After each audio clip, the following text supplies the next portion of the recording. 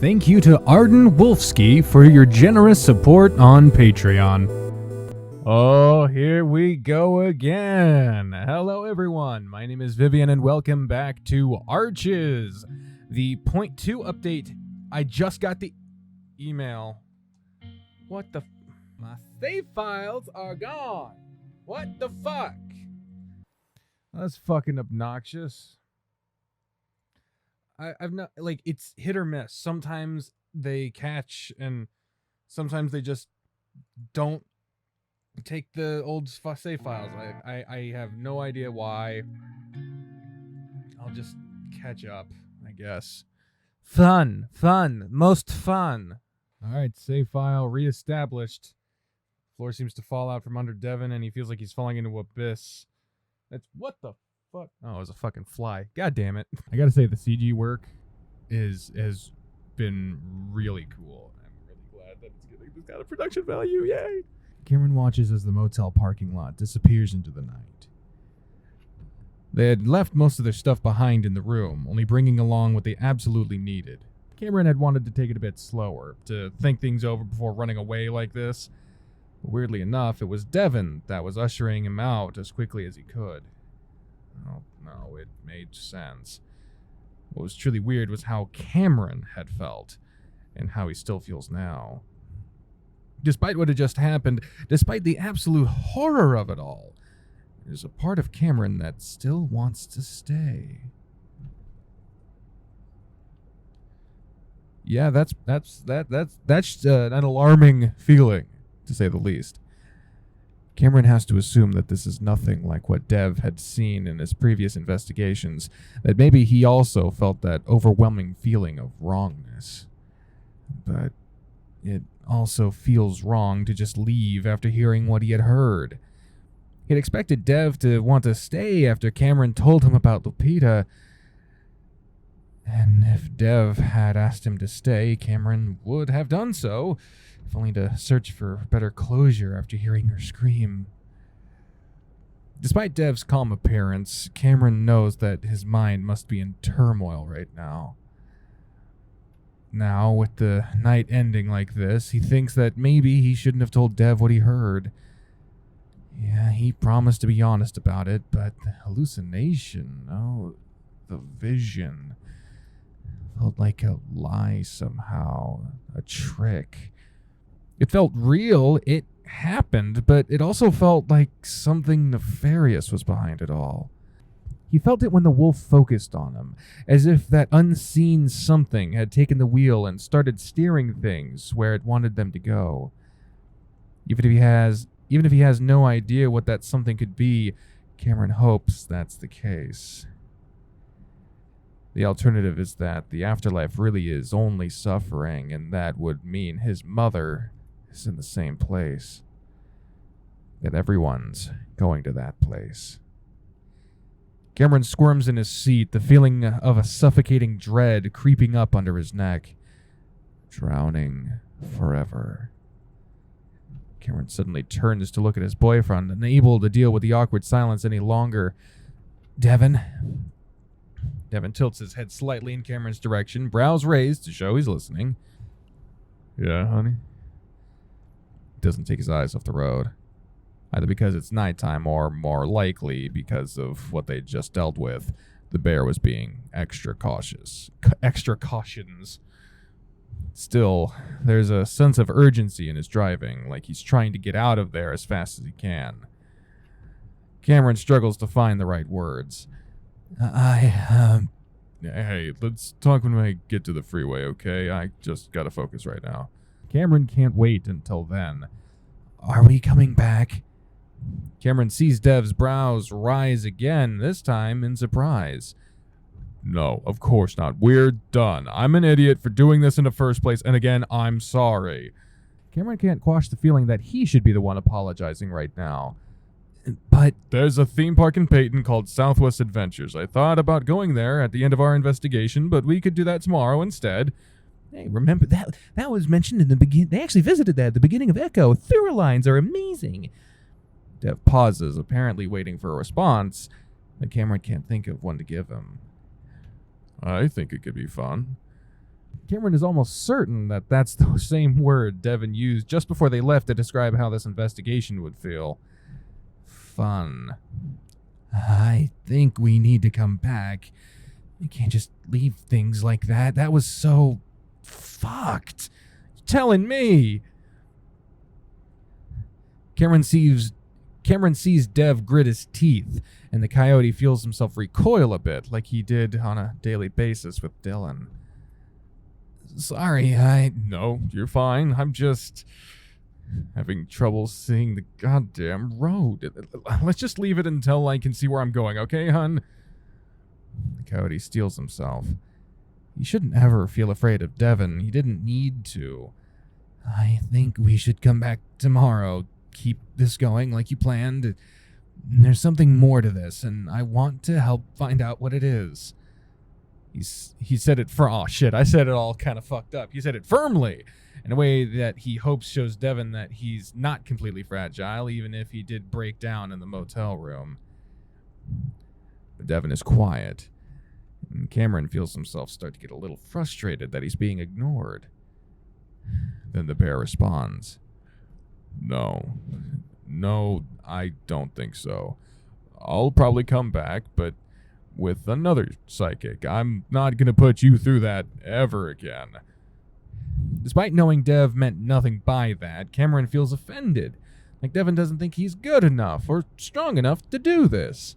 But I want to, especially if you're just going to come back. You think I'm going to sit at home knowing you're back out in this hellhole? Listen, Cameron, I've been to a lot of haunted places, but there's something different about this town that feels really off. Fucked, like you said, and I don't want you anywhere near it. Now it's Cameron who grits his teeth. But I want to. Do you still want it? I know you need to find answers, but after feeling what I felt, I need answers too. Dev's careful maneuvering along the broken road hits a pothole and the interior shakes. Devin winces. Hey, please, let's talk about this later. I just want to get us to Peyton safely right now. Even the CG's got a lot of fucking variants. The artist is working double fucking overtime on this shit. Fucking awesome. And just like that, Cameron's determination dries up. He hates himself for being such a coward. Things had always felt unequal in their relationship, but it was rare for Dev to just say it loud, to tell the coyote what's good for him, even though Cameron told him what he wanted. It's nothing like it was with Dylan, but the feeling is similar, and Cameron doesn't like that. Well, what if I don't want you to come back here either? Devin takes a deep breath and manages to stay calm. Then we can talk about it when we're safely back home. Cameron goes quiet again. They're halfway past the lake, the body of water looking like a giant dark pit, except where the moon glitters on its surface. And that's where Cameron sees something out of the corner of his eye. Oh my God, this is not the fucking day. It's not the fucking day for yous. Oh geez. There's something on the road between two craters of broken asphalt. Oh, fuck me. It's getting foggy out. Did you notice that the fucking cactus in that window faded away? Was that a cactus? Oh, shit. Cameron stares for several seconds, not sure if he's seeing what he thinks he's seeing. He waits for Devin to say something, to wonder what the hell that was in front of them, but he says nothing, almost like he doesn't see it. Yet, there it is, right in front of them. It's right where Devin is about to go, and the bear isn't stopping. Cameron manages to jerk himself out of his stunned daze. Oh my God, Dev, look! Dev finally looks at Cameron, his eyes off the road, and still the Jeep moves forward. Stop! Why wasn't he stopping? The coyote does the first thing that comes to his mind. Time slows down. It's just like what happened back in high school, right before he got hit by a car while skateboarding. He has more time to react now than he did then, though. And he slides his arm under the seatbelt to get free and reaches across the center console. Oh my God. Is that cactus outside? That doesn't look like a cactus. It looks like a bunny rabbit. He grabs the wheel, and even though Dev is starting to brake, it's not fast enough, and they're less than 20 feet away from hitting it. Coyote doesn't even think. Acting on pure instinct, Cameron turns the wheel right. Oh, to the right hard. That's towards the lake, isn't it? Oh, fuck me. Oh. Maybe not. Devin can't comprehend what Cameron's doing before they hit something, and the jolt is far worse than any pothole he'd hit on the road. Devin is thrown into his seatbelt. In the back of his mind, he's been aware that Cameron was half out of his own seatbelt. Driven by what felt like pure reflex, Devin had thrown his arm across the Coyote in an attempt to hold him back. Cameron's muzzle meets the bear's thick arm before his forearm smacks into the screen of the head unit. A numbing, tingling feeling explodes across his entire arm. Ah, fuck! Dev brings his arm to his chest, cradling it as he winces. Are you alright? Cameron's breathless voice next to him is enough to reassure Dev that the Coyote isn't seriously injured. The airbags hadn't even deployed, even though the impact had felt serious. Yeah, funny bone. What about you? Let me see your face. Dev tries to grab Cameron's muzzle to have a closer look at him. It's hard to see with only the glow of the Jeep's headlights, now dimmed from the swirling dust kicked up by the accident. But Cameron pulls away, opening the door to get out. Cameron, what? The Coyote yelps as he seems to lose his footing immediately and falls hard. Cam! Dev unbuckles his seatbelt and almost tries to climb out of Cameron's side of the Jeep. Then, realizing what he's doing, opens his own door. Oh, wow, oh, jeez. Dust coats his mouth, and immediately he can see Echo from here. He knew this was gonna happen, that something was gonna prevent them from getting out. Dude, they're jumping straight to fucking Saturday level shit. Holy hell. He could feel it since he started driving. He just didn't expect Cameron to be the one to do it. The Jeep is tilted forward, the front wheels wedged into a deep trench carved out by years of flooding along the edge of the road. Dev stumbles around to the front of the Jeep, squinting against the headlights before looking down where Cameron had fallen, but he only sees blackness. Cameron! He starts to panic, seriously considering that the Coyote could have fallen into a sinkhole, but then, over here! Dev looks back toward the road, the dust finally clearing, and sees that Cameron is already there, standing in the middle of it, looking around confused like he's lost something. What the fuck are you doing? Dev stumbles back around the Jeep, just wanting to get the Coyote back inside so he doesn't go running off somewhere. The bear already suspects that Cameron is having a mental breakdown, and if they don't get the hell out of here soon, Dev thinks he might just join them. I saw someone. Cameron, slow down. Let me see your face. It almost broke my arm. No. I know I did. Cameron ignores Dev's paws that were reaching out toward him and starts walking up the road, looking back and forth. Cam. Ugh. The stress of the accident on top of seeing his boyfriend walking back toward the evil town is too much for the bear. He grabs Cameron's arm, forcing him to turn around fully and face. What the hell are you doing? Cameron flinches and raises his arms up, crossing one wrist over the other, covering his face like he thinks Dev's going to... Cameron, what? But the Coyote just lowers his arms, looking around again. I saw something. Someone. It was like a little kid sitting in the road. Didn't you see him? Devin just wants to ask why Cameron acted like he was going to hit him, but the Coyote is in such clear distress, the bear isn't sure what to say. Then Cameron looks at the Jeep as if seeing what had happened for the first time. Shit, I didn't mean to crash your car. I swear I saw someone, and I wouldn't do that on purpose. Cameron's breaths start to become erratic, gasping for air. Honey, come here.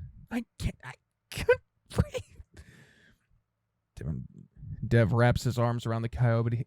Devin wraps his arms around the Coyote even as he starts to try and pull away. Let's go. I need to go. Listen, Cameron. Breathe with me.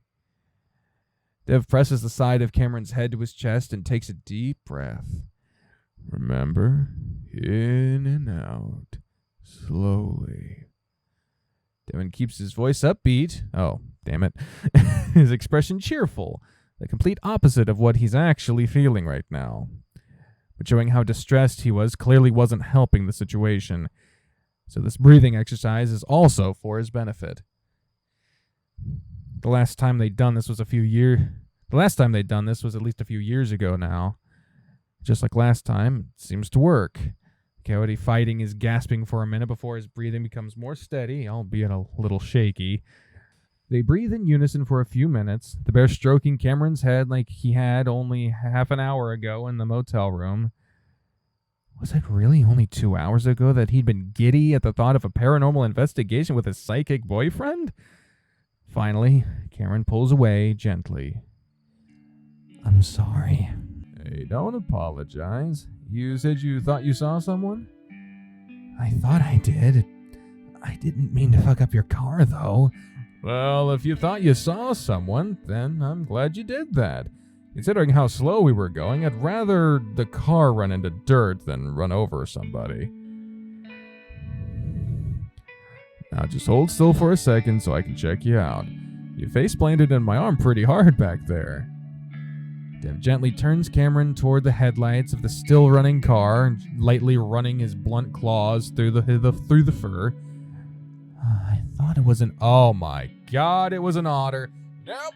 I'm not fucking doing that again! I could see the tail and everything. One of Devon's claws grazes over a small lump under Cameron's fur on the bridge of his snoot, and the coyote winces. Does that hurt? Oh, a little bit. I didn't even notice until just now. That's probably from my elbow. What about your arm? Are you sure it's all right? Cameron starts doing his own check on Devon's arm. Dude, my arm is Ow! Bear yelps as Cameron prods right into a spot that was suddenly becoming very sore. Did that really hurt that much? Not really. Just surprised me. Really? Yep, see? Bending it without pain. Yeah, I believe you. Just be careful with it. Cameron sighs, looking back at the Jeep. I'm going crazy. The relief Devon had felt after seeing Cameron returning to his usual snarky self deflates at those words. What? No, you're not. You're just... We're both on edge right now. Well, it really did feel like I was losing my mind for a minute there. Thanks for helping me. Of course. Now, just gotta check out the damage. Yeah, the back wheels aren't even touching the ground. Well, I'll have a better look. Hang tight, babe. All right. Devon starts to analyze the status of his Jeep, and he can tell right away that they aren't going anywhere. Both front wheels are almost buried in the sandy trench below, and both of the back wheels are definitely off the ground, the undercarriage balanced on the road's edge. Still, Dev gets in, and after telling Cam to stand clear, very gently tries to back out. The bear winces at the scraping sounds from the metal undercarriage, realizing how desperate he is to get out of here, considering how hopelessly stupid this attempt is. After realizing he's only spinning the wheels deeper into the dirt, he stops. God, I've been there before. The bear turns off the engine, sighing and pressing his head against the steering wheel. Yeah, it sucked that his Jeep was probably all fucked up now. He could easily afford another one. Well, that must be nice! More than anything, he just wanted to be out of Echo. He thinks back on how strange it was that Cameron immediately tried to convince him that he didn't do it on purpose. Devon didn't need to be convinced because he hadn't even considered that was the case. But because of how he brought it up, Devon quickly shuts that down, deciding that now isn't the time for shitty thoughts like that. Finally, the bear gets out, fixing a smile on his face again so Cameron won't feel so bad.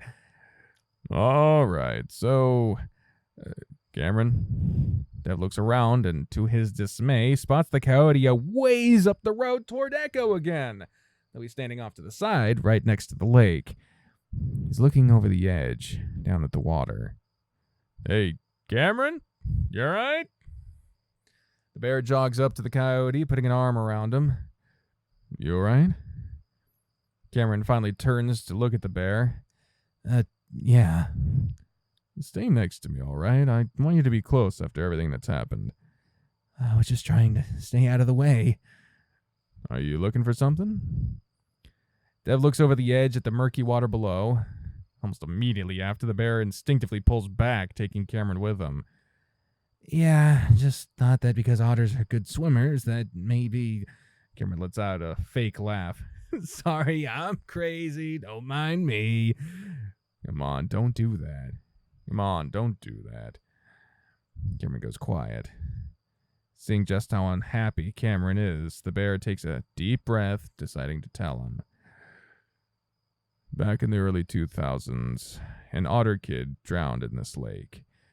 I wonder if maybe that's who you saw. That'd be Sydney. Oh, for fuckity wuckity fucking fuck wuckin' fluckin' waka flocka fuck.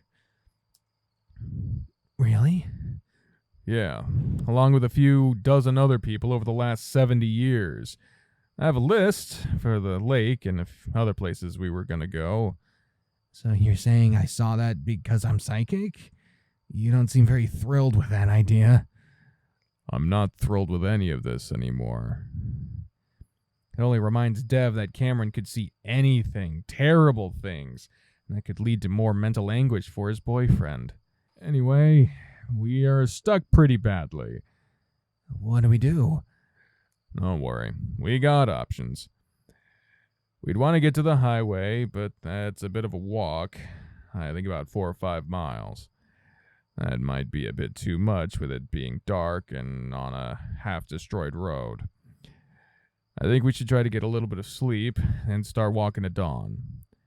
We'll have light, and if we keep up a good pace, we'll get to the highway before it's too hot, and we'll be able to flag down help. Cameron is quiet. So, what do you think? Remember a while back when I asked what we'd do if there was an emergency? You said there was still cell service in parts of the town. Did I? Yeah, Dev. You know what I'm talking about. It makes way more sense to find cell service right next to us and call for help rather than walk 5 miles. I don't think it makes much sense at all, Cameron. We were looking for trouble, Devin. I think we'll be fine as long as I'm not trying to see shit. But you just saw... Oh. It's silent for a few excruciating seconds. I just want to get the fuck out of here and get you home! Cameron's ears twitch as Dev raises his voice, which seems to reverberate in the silence. But the coyote just goes on and standing there, arms crossed like they almost always were. Yeah, psychic or not, I'm unstable. We both know that already. No! But I'm not walking miles through scorpion and rattlesnake-infested desert when our solution is right there. Babe, please, I have a bad feeling. Sorry, who's the psychic here? Dev, I can do this. Trust me. We're outside where nothing's haunted, and we won't be looking for anything, so I'm going. Cameron! I prefer you came with me, though.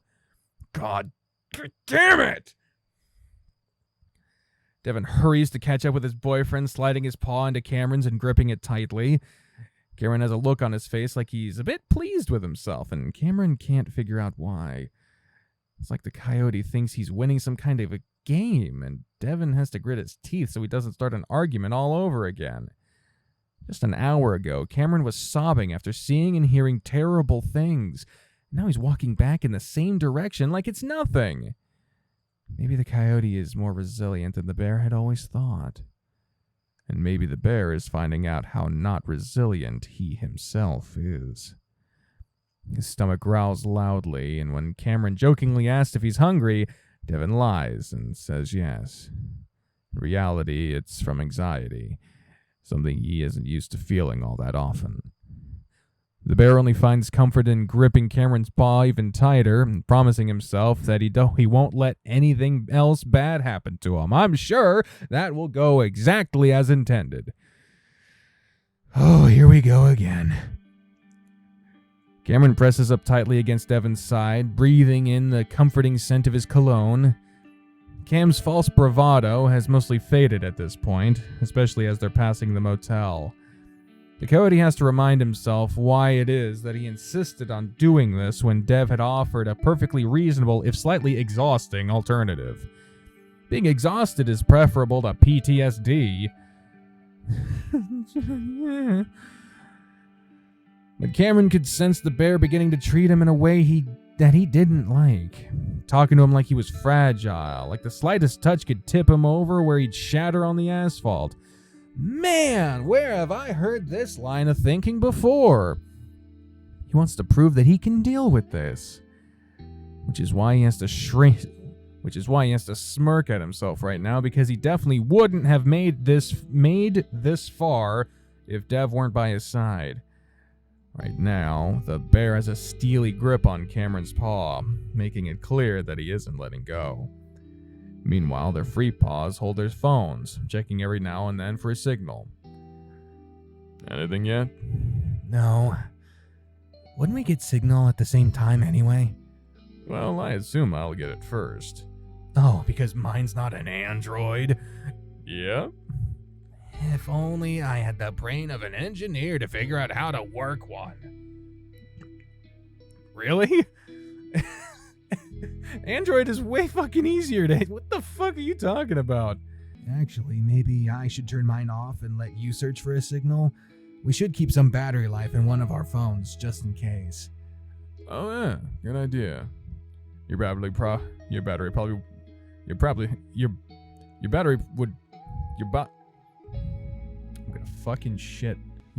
would probably die before we found service anyway. Cameron turns his phone off while Dev looks on. I wouldn't worry too much about it, though. It's not like we're lost in the woods or something. And I let like 3 people know where we were going. We're gonna be fine no matter what, babe. Yeah, if you get shot. Yeah, just cell phone signal, that would help. Famous last words if I ever heard them. Don't make that joke in this series. Ooh. Right up there with "Here Goes Nothing" and "I think I took too much." Yeah, right. Our last words are gonna be, "Holy shit, we lived to 100!" What the Okay, that...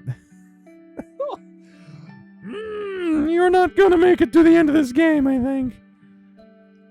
I'm pretty sure I already screwed my chances at that with all the drugs I did. Along with eating fudge cakes for lunch whenever I'm at work. Don't come at me with that shit.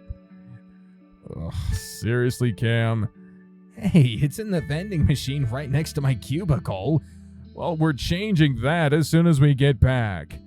How are you gonna do that aside from stalking me at work? I'll make your lunch.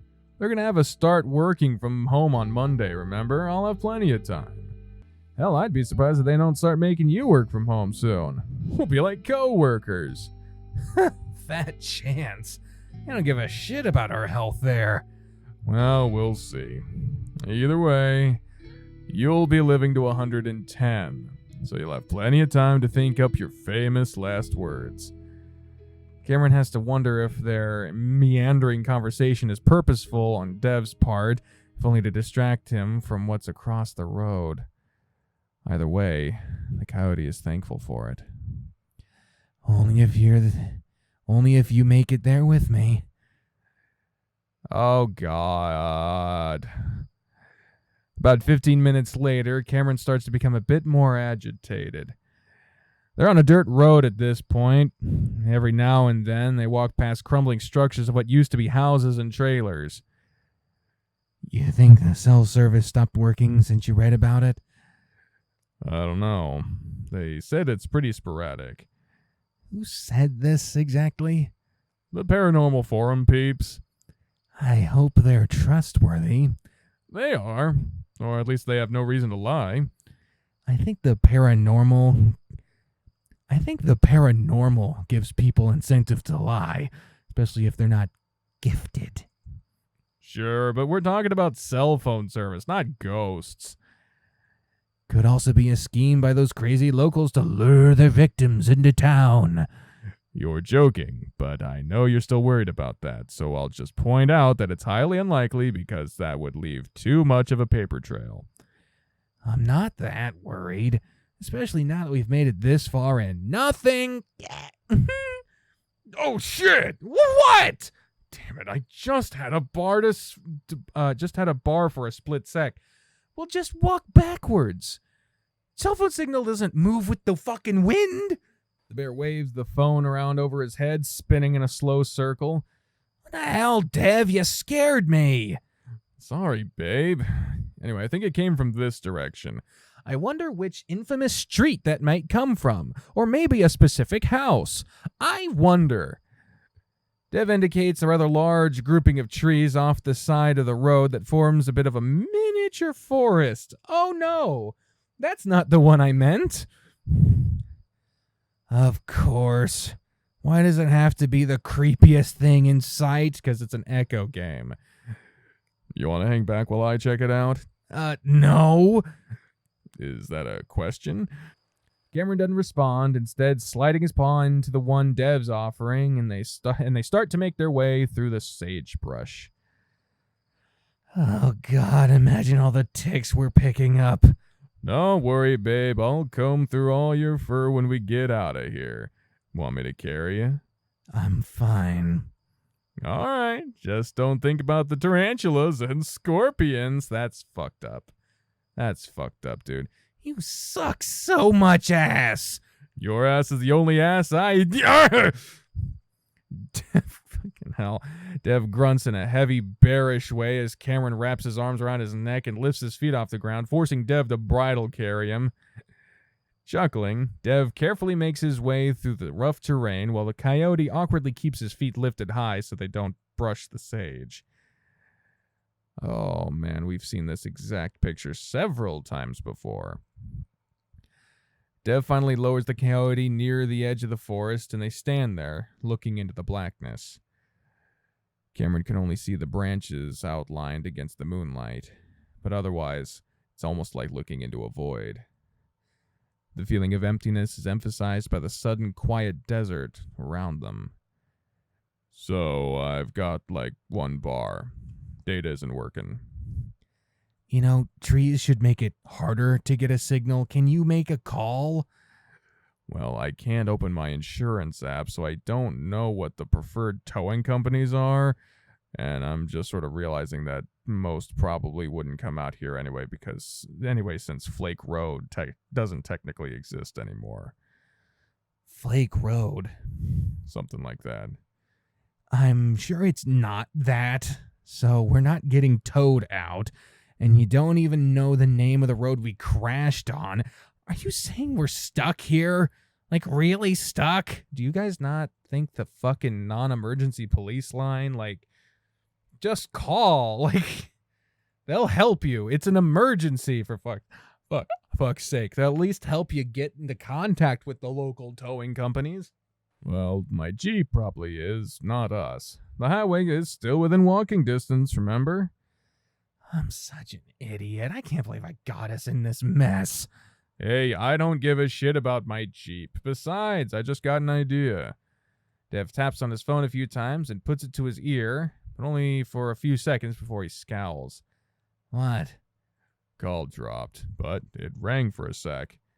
We are so dead. I've killed us.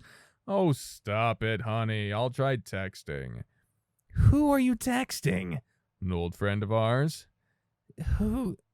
Damn it, I swear the bar keeps disappearing every time I try to send. I'll try some different angles. Dev, he's probably referring to Chase. Oh, God. Dev is hunched over his phone, tapping away. Cameron just sighs, letting Dev do whatever it is he's doing. Despite the bear's attempts to placate him, the coyote knows that they both know that this is his fault. Why don't you just tell me what a stupid, idiot piece of shit I am? Cameron doesn't want to admit it, even in his mind, but one thing he liked about Dylan was that he didn't sugarcoat things for the coyote. He'd tell him when he was an idiot, either with words or fists. Jesus Christ. They're really hyping up this Devin, They're really hyping up this Dylan guy as the piece of shit of the century. I get worried that he's going to make an appearance in this fucking game, and I don't like it. The coyote turns his attention back to the forest, staring into the dark. Dev doesn't know anything about him and Dylan, and Cameron sure as hell isn't ever going to tell him. What? What the fuck? Okay. Especially that sometimes he was the one to swing first. He always lost, but the few hits he'd land always felt worth it. That would be a real treat for you, Dev. Not only is your boyfriend crazy, he's violent, too. Does he even know you at all? Chill goes up Cameron's spine. That didn't feel like his own thoughts, even though it came from inside his head. Oh, boy. Okay, is this Sam? Is it that one other guy? Is it Chase? Is it Sydney? Who the fuck is it now? Of course it wouldn't be Chase. Chase is alive in this game, so is it Sam? I don't know. Cameron moves closer to Devin, rubbing his arms. Oh, just send, damn it. Devin. Just a sec, hon. If you already went through, just gotta confirm some things with him. The void seems to get bigger, and even though he wants to look away, Cameron can't. He knows he's sensing again, even though he isn't meaning to. Oh, the red forest, the fucking green and red, in the red and green. I don't know what it was. That's what's really bothering me about it. I think I could handle something like a ghost, but not something like that. So it was just me and my wife, taking a walk through the old forest like we always did, and then, I don't know, it just got this weird feeling, and everything went real quiet. Then this voice started, a man's voice. But it was kind of eerie, like it wasn't real. Hard to explain, but it was like it was an electronic thing. That's the hum. A machine. It started yelling at us in this sort of playful way, like it was making fun of us or taunting us. Said things like, the devil walks beside you, and I'm taking you to hell. Weird crap like that. It was coming from the tops of the trees, and you could kind of hear it go up and down and come closer like it was swinging through the branches. And yeah, it scared us because it didn't make sense. The voice, where it was coming from, what it was saying, none of it made sense, and that's the scary part. So we ran. And it said some nasty things about my wife, so I picked her up and ran as fast as I could. Later, she told me she saw it over my shoulder in the trees. Had a hard time explaining it, which I understand because I can't explain it at all, but she said it was a shadow person that was moving through the branches. She said light bent in a weird way around its body, like it was encased in a glass globe or something. She hadn't said much else about it. She doesn't like talking about it, and neither do I. I'm only telling you because I feel like there needs to be a record of it somewhere. It just feels wrong to go out of this life without, I don't know, letting people know that unexplainable stuff happens to a lot of people, and I hope we figure out why.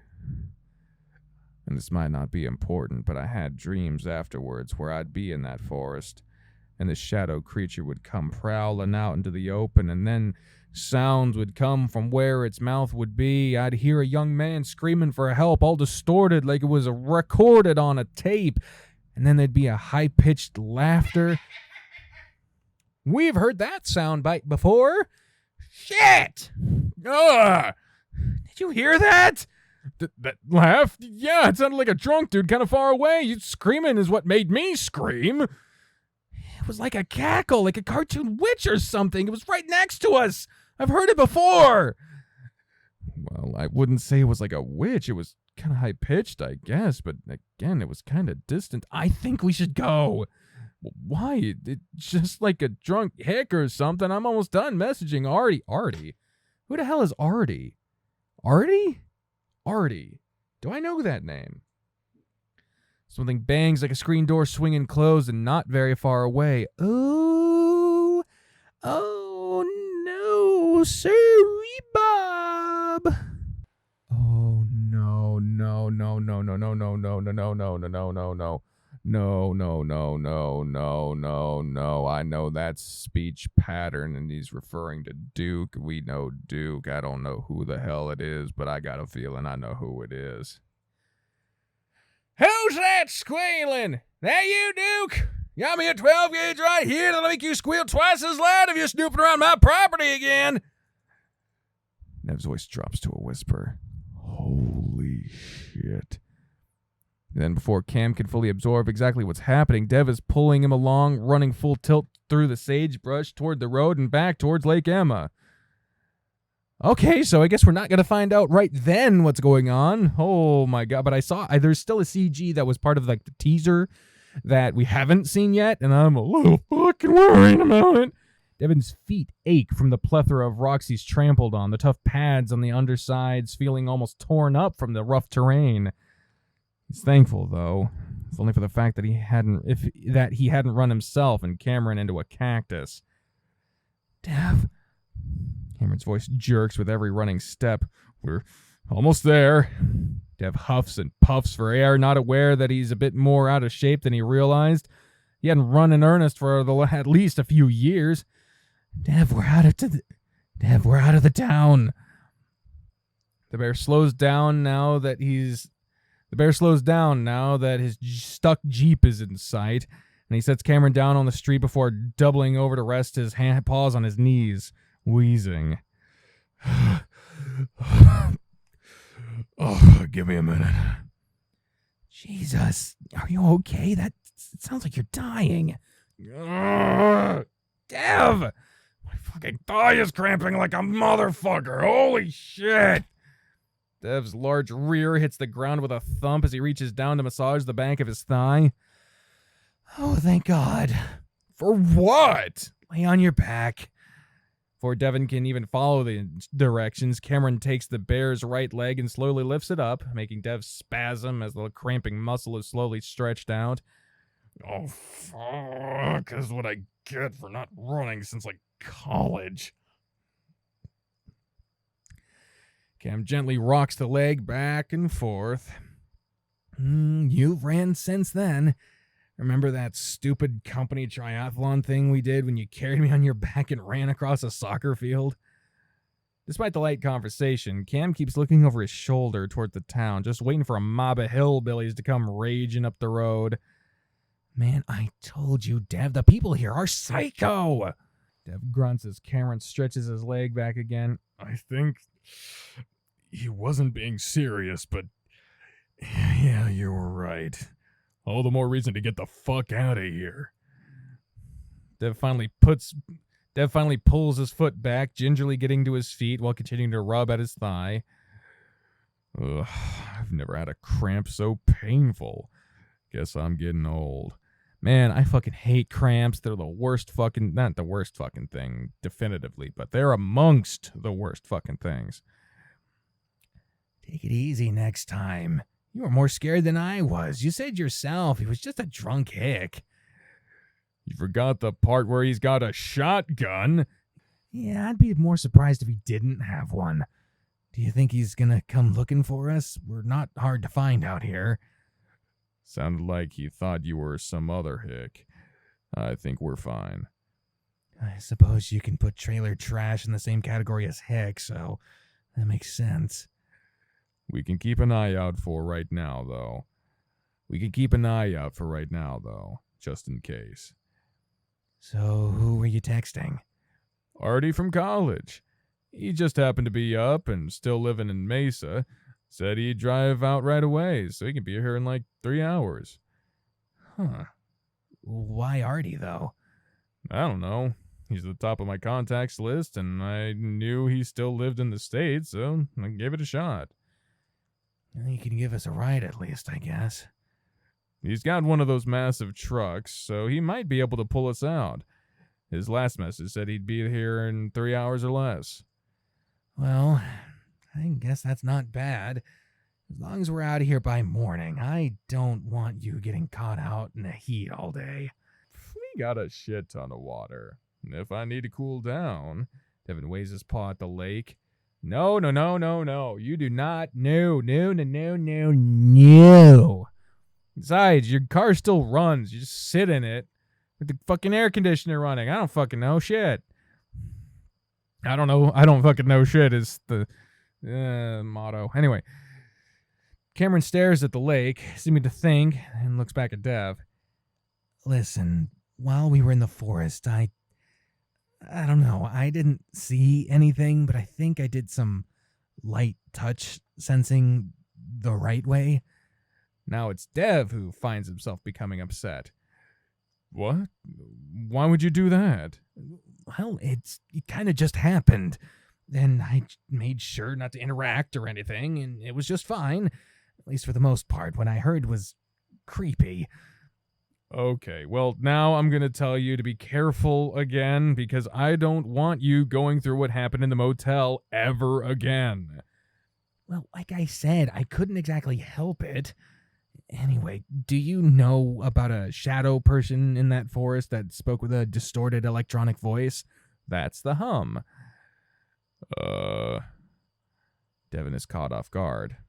He knows Cameron is trying to take the focus off the fact that he's still messing around with the supernatural in a dangerously supernatural place, but he also knows exactly what Cameron's referring to. The chapter in Haunted Echo, entitled Entities of Static, described exactly that, and in the thick of trying to figure out who to call, he hadn't realized that was the forest. Dev's surprise must be pretty obvious as Cameron grins. No way, am I right? Cameron's sudden joyous reaction surprises the bear. Well, yeah, you're right. Can you believe this?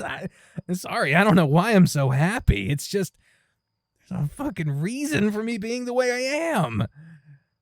I can't deny it anymore. It's hard to explain, but that kind of changes my entire life. Oh, shit. Damn. Cam's bottom lip trembles with emotion, and Dev shakes off his feelings of unease, drawing him into a hug. Come here. I know what you mean, baby. Well, I don't personally know, but I've wanted you to feel that way for a long time. I'm really happy for you. I feel like I can do something. I don't know. Maybe even help people with this? Cameron's voice is muffled against Dev's chest. Oh, sure, of course. Let's find a better place than here, okay? Dev nuzzles Cameron reassuringly, but the coyote doesn't answer. And even though that bothers the bear, he doesn't press the issue, just wanting Cameron to feel happy for now.